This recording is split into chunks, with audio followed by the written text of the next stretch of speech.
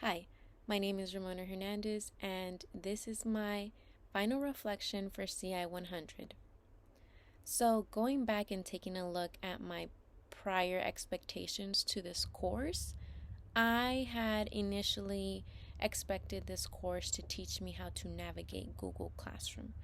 For example, creating a Bitmoji Google Classroom and uploading it to Google Classroom and having students interact in our virtual classroom, um, posting assignments through there, um, and just learning how to comment and make posts and make videos. That's what I had initially thought this course was going to teach me. But now, looking at my teacher website, I am glad that we didn't take that route. So, looking at my teacher website, what stood out to me the most was you can learn what kind of teacher you will be getting through the way that their website is organized. For example, a teacher that is color coordinated, that has more detail embedded in their descriptions, that interacts and has a little more energy in their videos posted in their teacher website, would be seen as a teacher that goes above and beyond for their students. Whereas a teacher that is minimal with images, minimal with wording, minimal with description, can be seen as a teacher that is minimal for their students. Not that either is bad, but my takeaway was that viewers can see what kind of teacher they will have during their time with them. So, the topics that made the most impact in regards to my role and duty as a teacher would definitely be universal design for learning, backwards design, multiple intelligence, and then how to create a meaningful lesson plan. So, prior to this class, I had no knowledge of UDL, backwards design. I did not know that we had 8 multiple intelligence, and I never took a content standard and turned it into a learning objective. So, I feel like all these topics are important because as a future teacher, I will be needing to incorporate UDL to facilitate my multiple intelligence students to make their learning more accessible to them and engageable and something they can retain for the rest of the year or years following. What I liked about backwards design was that it taught me how to look at my end goal and work from there. It taught me that time is minimal, it's limited, so focus on what you want your students to learn. There's always time to go back and review, but for a lesson to be meaningful, we should just focus on stuff we really want our students to learn. And reflecting over the topic of educational technology, some educational technology I used as a student in this course was Google Classroom, Google website, Google Forms, PowerPoint, YouTube, Flipgrid, and Scream-O-Matic.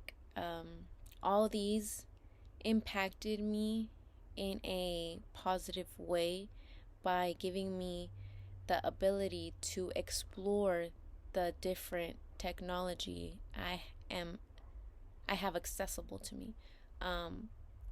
I actually liked Scream-O-Matic because it allowed me to record what was on my screen while I can show my face. I can express my interactions. It also has a option where you can only do your voice and what's on your screen. So I thought that was very interesting. Um, I think that having a video is very important for students. It takes away from our interaction since we are virtual if we don't have the videos. And one way that it impacts my future classroom in person is it affects it positively because now I know the importance it is to have an instructional video and create a website. And through the instructional video, I recalled how important it is to acknowledge the students that weren't able to be in class. So it's not like they come to class the next day and, oh, hey, sorry, we went over this, but now we're here, and now they're lost, and now they just don't have motivation to keep learning. So the instructional video, I feel like, will be very helpful in my future classroom to my students.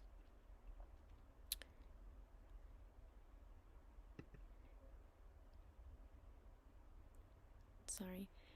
The interactions I had with my classmates and instructor were very positive. I don't feel like I got negative comments to the point where I didn't want to comment anymore, or they were questionable that I didn't understand. I actually always reached out to my professor if I had a question.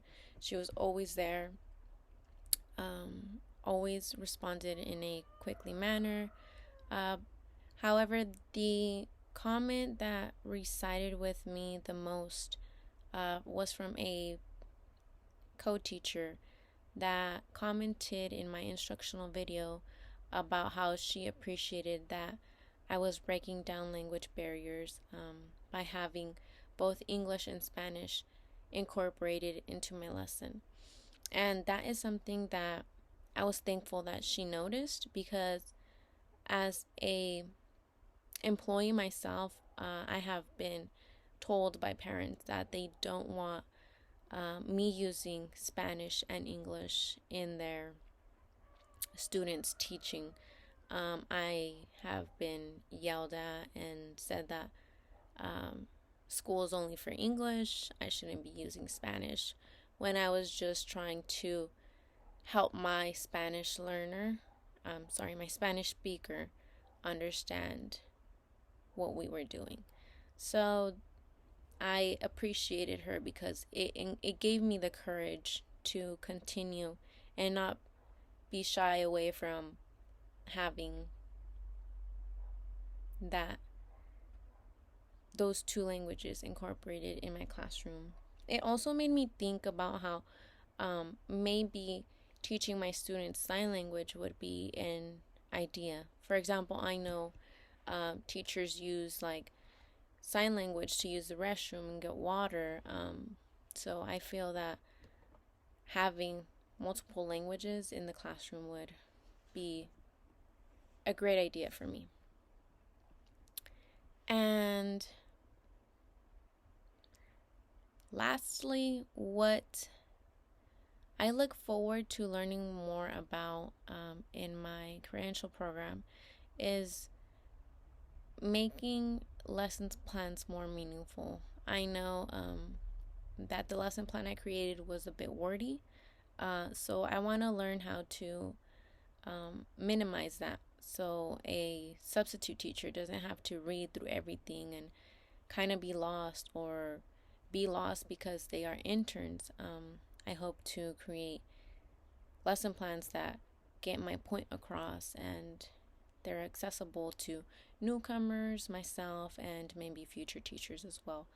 I also hope to just have a fun time in my teaching credentials and make the best of it.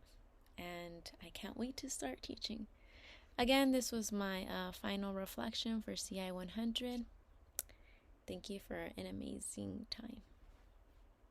I would also like to add that I actually enjoyed doing all that we did. Thank you.